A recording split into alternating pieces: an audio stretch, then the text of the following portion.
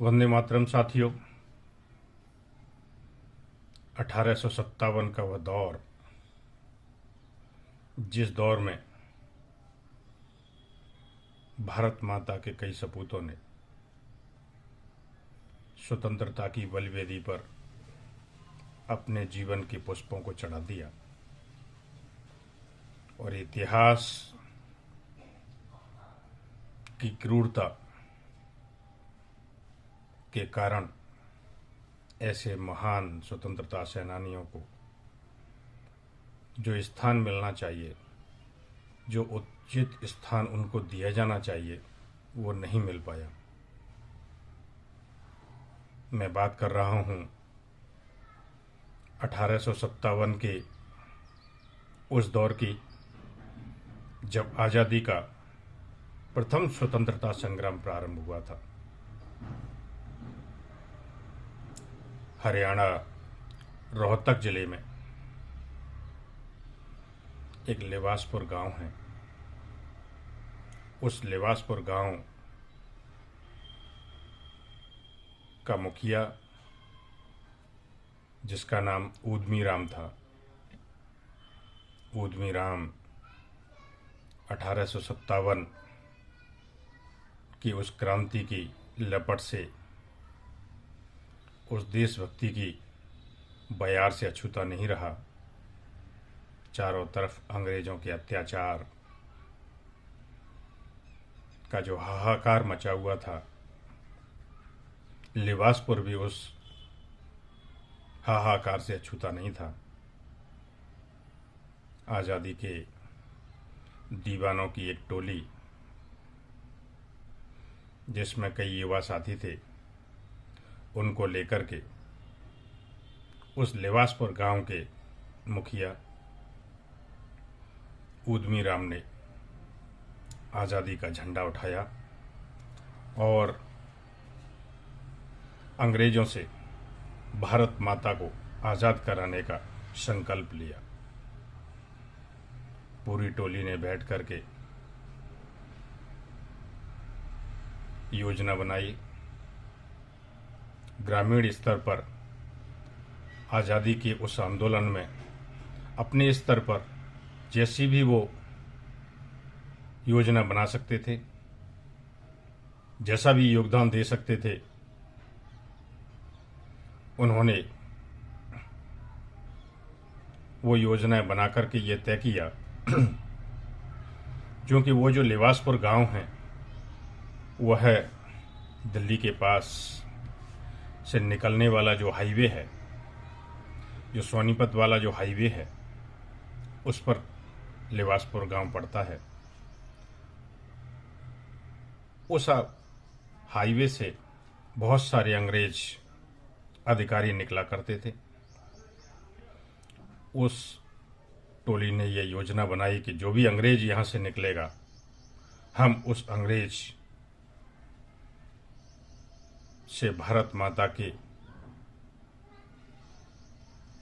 बेटों पर किए जा रहे अत्याचार का बदला लेंगे। उसे भी हम उतनी ही कड़ी यातनाएं देंगे जितनी कि हमारे भारतवासियों को दी जा रही है, हमारे भाइयों को दी जा रही है। एक दिन उस टोली को सूचना मिलती है कि कोई अंग्रेज अफसर अपनी पत्नी के साथ उस राष्ट्रीय राजमार्ग से गुजर रहा है। ऊधम और उसके मित्र, पूरी टोली उस अंग्रेज अफसर को घेर लेती है। उस समय जो भी हथियार थे, हाथों में लाठी, फरसा, तलवार, गणासा, जो भी थे, वो सभी हथियार लेकर के वह पहुंच जाते हैं। क्योंकि अंग्रेजों की यातनाओं से, उनके द्वारा दी जाने वाली पीड़ाओं से जनता त्राहिमाम कर रही थी। तो वही रोष और वही बदले की भावना उन सभी युवा क्रांतिकारियों के मन में थी। क्रांतिकारियों ने उस अंग्रेज अफसर पर हमला बोल दिया और उस हमले में वह अंग्रेज अफसर मारा गया।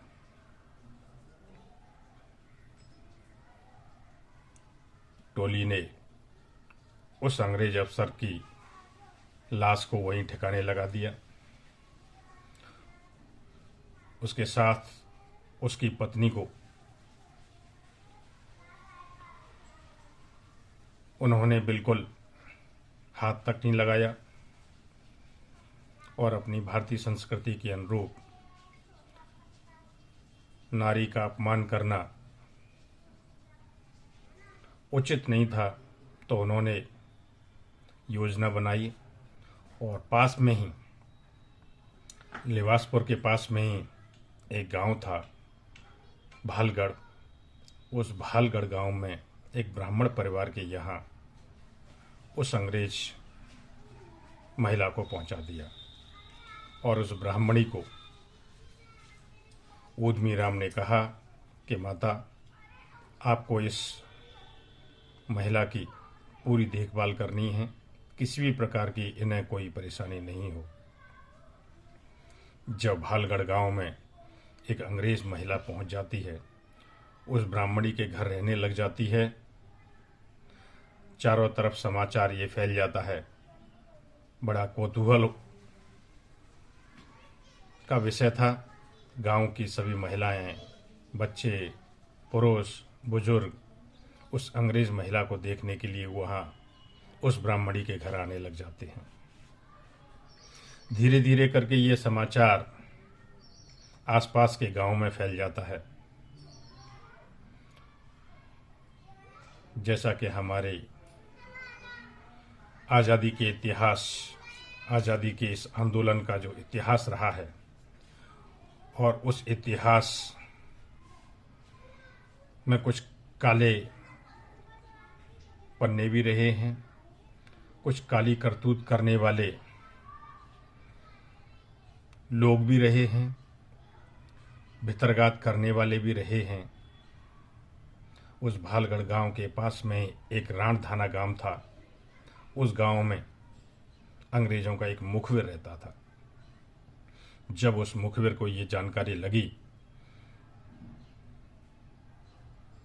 तो मुखबिर उस ब्राह्मणी के घर पहुंचा, उस अंग्रेज महिला से मिला।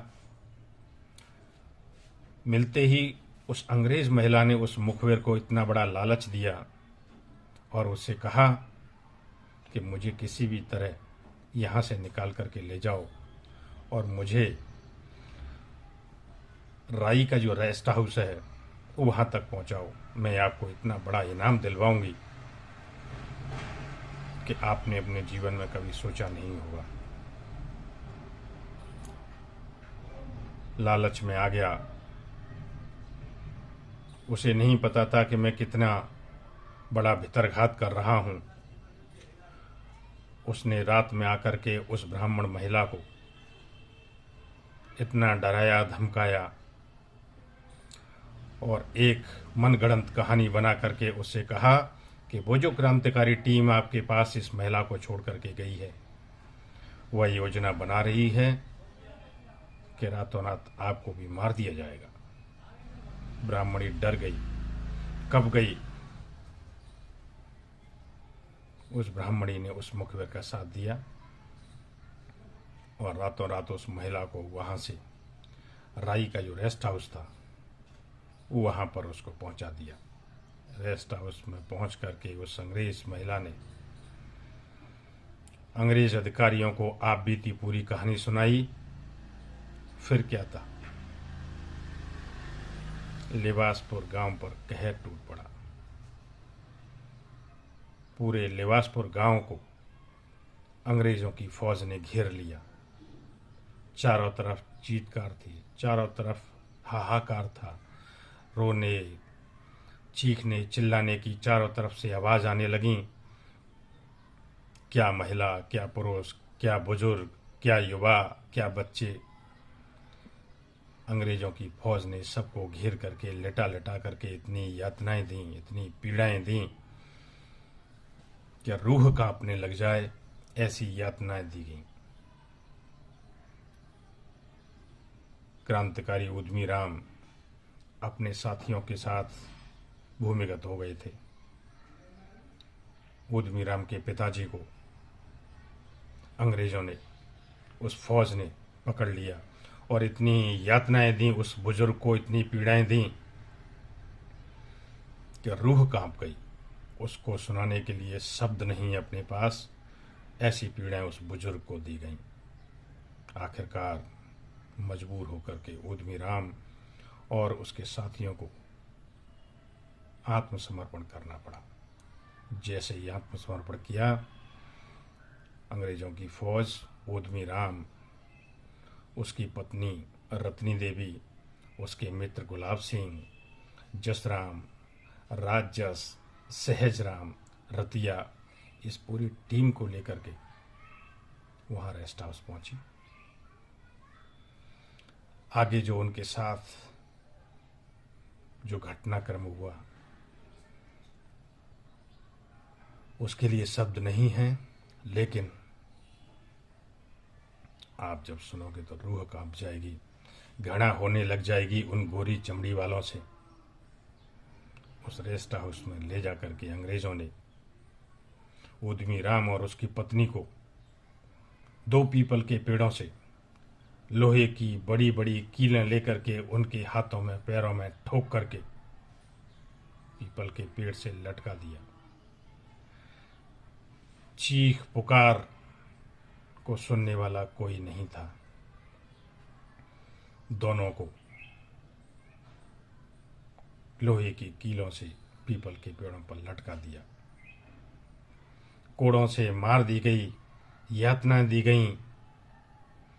और उधर ऊधमीराम के जो साथी थे, जो उस क्रांतिकारी दल के सदस्य थे, जिनमें गुलाब सिंह था, जैसा बताया था मैंने, जसराम थे, राजस थे, सहजराम थे, रतिया थे, उन सभी को क्षेत्र में भय पैदा करने की सोच के साथ अंग्रेजी फौज ने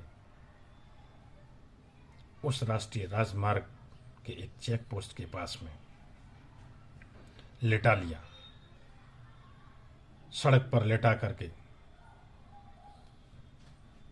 पत्थर का जो रोलर होता है, जो सड़क बनाने के काम उस समय आया करता था, उस रोलर से बुरी तरह रौंद दिया, बुरी तरह कुचल दिया। उनके शरीर के टुकड़े टुकड़े हो गए, चिथड़े उड़ गए उनके शरीर के, उन क्रांतिकारियों के। लेकिन उफ नहीं किया। ऐसे महान क्रांतिकारियों ने भारत माता के लिए अपने प्राणों की आहुति दे दी। मित्रों, ऊधमीराम और उसकी पत्नी पीपल के पेड़ से लटके लटके अपने जीवन की अंतिम सांसें ले रहे थे। उनको रोजाना यातनाएं दी जाती। जिस हद तक वो उनको प्रताड़ित कर सकते थे, उनको प्रताड़ित किया जाता था। उनकी पत्नी के द्वारा जब पीने के लिए पानी मांगा जाता, ऊधमीराम जब खाने के लिए कुछ कहता, तो खाने के नाम पर उन्हें भयंकर कोड़े दिए जाते और पानी पिलाने के नाम पर, कहने में घिन आती है, पानी पिलाने के नाम पर उन्हें पेशाब पिलाया जाता था। ऐसे ऐसे महान भारत माता के सपूतों की कुर्बानी पर, बलिदान पर आज हम आज़ादी का जश्न मना रहे हैं, आज़ादी का आनंद ले रहे हैं। जरा सोचिए, पीपल के पेड़ से लटकी हुई उस रत्नी देवी के बारे में, उस ऊधमीराम के बारे में, जो कि अपने गांव का नंबरदार था, अच्छा खासा परिवार था, लेकिन उसने भारत माता को आज़ादी की कसम खा रखी थी। भारत माता को स्वतंत्रता की बेड़ियों से छुड़ाने की कसम खा रखी थी। और उसने अपने परिवार के बारे में नहीं सोचा, अपने जीवन के बारे में नहीं सोचा, और झंडा उठा लिया, बिगुल बजा दिया क्रांति का।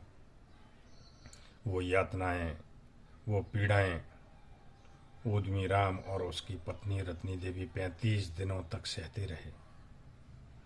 आखिरकार उसकी पत्नी रत्नी देवी ने उन पीड़ा और यातनाओं के बीच अंतिम सांस ली और वो स्वर्ग से धार गई। 5 दिन और उद्यमी राम जीवन की लड़ाई लड़ते रहे, संघर्ष करते रहे, मौत से जूझते रहे, लेकिन अंत में उनका शरीर जवाब दे गया। इतनी यातनाएं और पीड़ाएं दी जा रही थीं कि इस पेड़ पर लटके लटके उनका शरीर सूख गया था, पूरा रक्त बह गया था।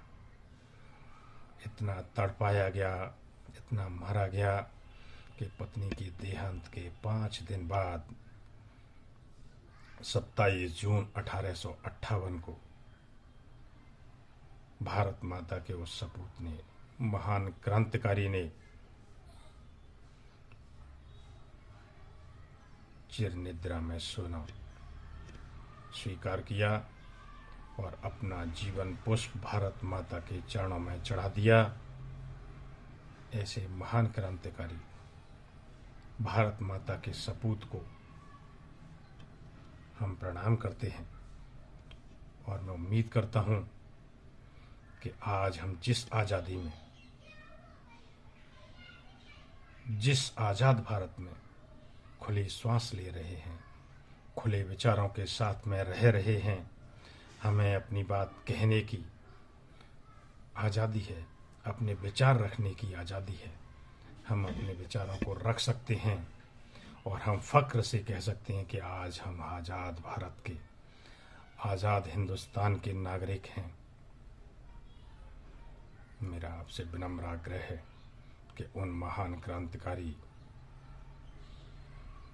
आज़ादी की हिम्मत वालों के उस बलिदान को नहीं भूलना चाहिए। हमें उन हुतात्माओं को उचित सम्मान दिया जाना जरूरी है। हम ऐसे महापुरुषों को समय समय पर याद करते रहें। ऐसा ही एक और किस्सा लेकर के हम अगली कड़ी में आपके साथ फिर चर्चा करेंगे। तब तक जय हिंद, जय भारत।